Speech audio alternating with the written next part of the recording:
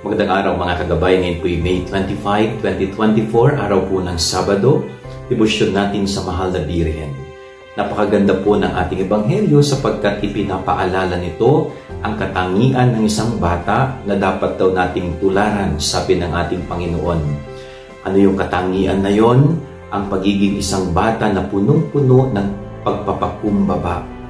Yung kababaan ng kalooban, humility.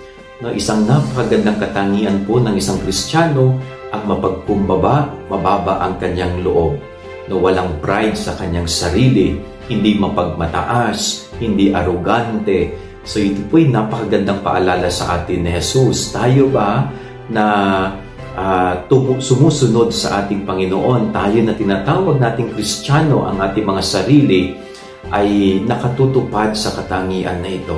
Meron ba tayong humility sa ating isip at sa ating puso? So hingin po nating biyaya yan ngayong araw na ito na ipagkaloob nawa sa atin ng Panginoon. Maging katulad tayo ng isang bata, hindi sa isip kundi sa puso. Yan ang ating gabay aral ngayong maghapon. God bless po sa inyo lahat. Pagpalain kayo ng Panginoon.